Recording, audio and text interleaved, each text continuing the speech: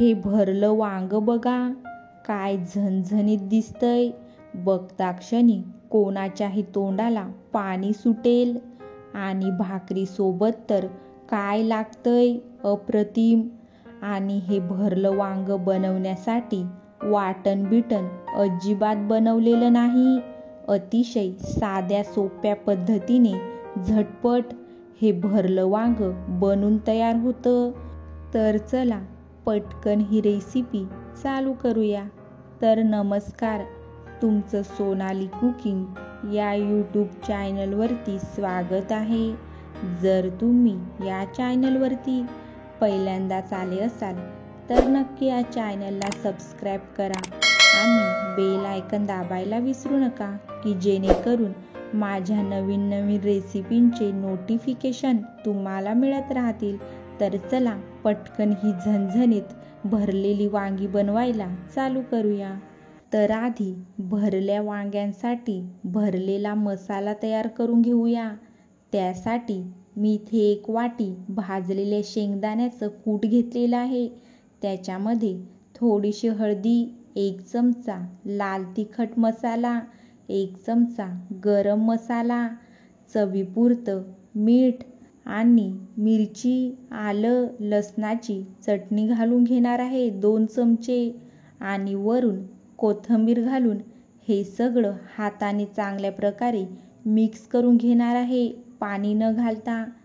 या मिरची, आलं, लसणाच्या चटणीमुळे या मसाल्यामध्ये पाणी घालायची गरज पडत नाही आणि मसाला चांगल्या प्रकारे बनून तयार होतो. तर बघा, आता भरल्या वांग्यासाठी भरला मसाला बनून तयार झालेला आहे. आता मी इथे 7-8 छोटी वांगी धुवून घेतलेली आहेत आणि वांगी कापून घेणार आहे. अशा प्रकारे वांग्याचा वरचा देठ थोडासा तोडून टाकायचा आहे आणि अशा प्रकारे कट मारून घ्यायचे आहे. अशाच प्रकारे मी सगळी वांगी कापून घेणार आहे आणि कट केलेली वांगी पाण्यामध्ये ठेवणार आहे, की जेणेकरून वांगी काळी पडू नये.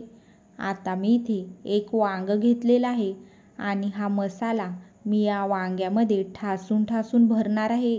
अगदी दाबून दाबून हा मसाला या वांग्यामध्ये भरून घ्यायचा आहे.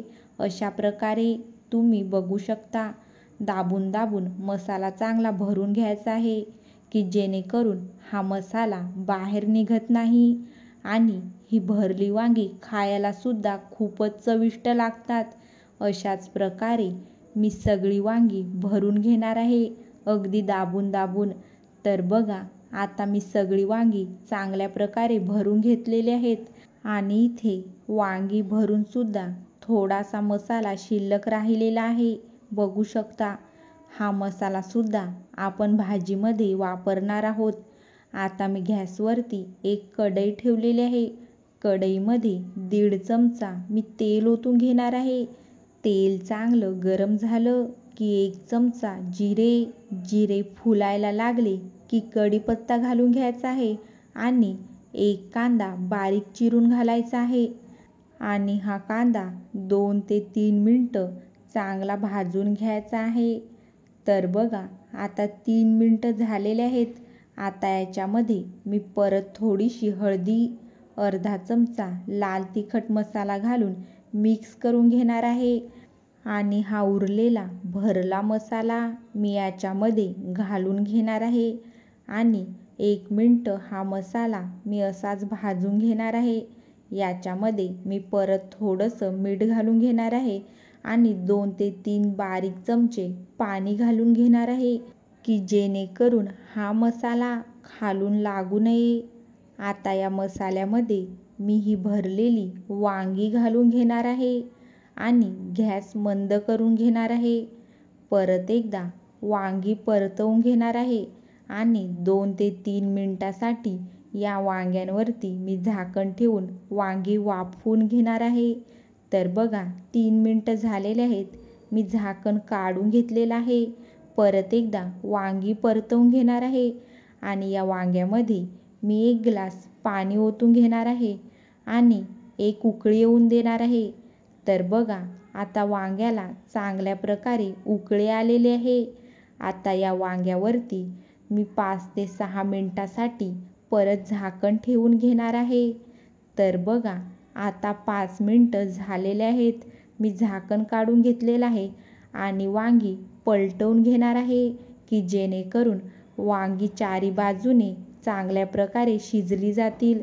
तर बघा, आता मी वांगी परतवून घेतलेले आहेत आणि परत 5 मिनिटासाठी या वांग्यांवरती मी झाकण ठेवणार आहे. तर आता 5 मिनिटं झालेले आहेत आणि मी झाकण काढून घेतलेलं आहे. तुम्ही बघू शकता, अगदी झणझणीत अशी वांगी दिसत आहेत. परत एकदा मी ही वांगी परतवून घेणार आहे आणि 2 ते 3 मिनिटं ही वांगी झाकण न ठेवता अशीच परतवून घेणार आहे.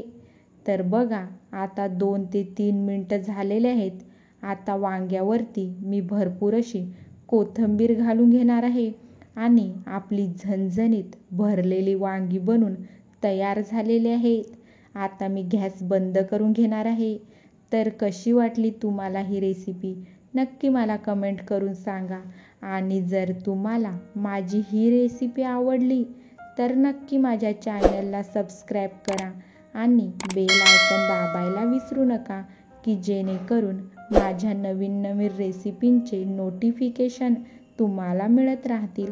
आणि नक्की अशा प्रकारे एकदा भरली वांगी बनवून खाऊन बघा, तुम्हाला नक्कीच आवडतील.